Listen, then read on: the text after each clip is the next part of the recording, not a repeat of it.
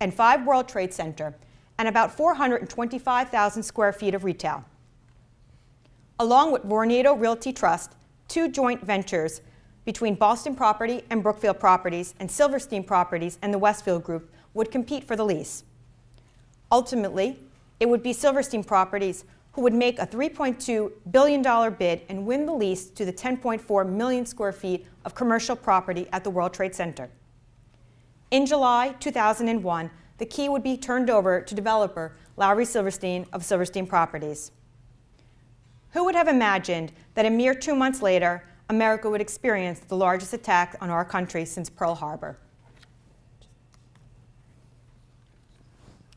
The morning of September 11th started for me like many days previous. Always an early riser, I was at my desk working at the office of Skidmore, Owings & Merrill on the 24th floor of 14 Wall Street, a short distance from the World Trade Center site, when American Airline Flight 11 flew into the North Tower at 8:46 a.m. Immediately following the impact, I ran to the exterior windows and saw what looked like confetti, reminiscent of a Lower Manhattan ticker tape parade I had witnessed for the New York Yankees World Series win years earlier. Knowing we were at least a month away from the end of baseball season, I further observed and realized the shreds of paper were burning.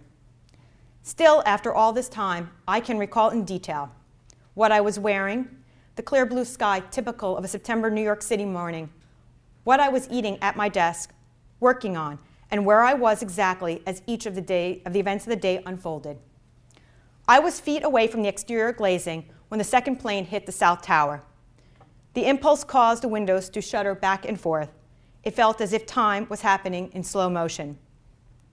As I ran back to my desk, my phone was ringing. It was my father calling, warning me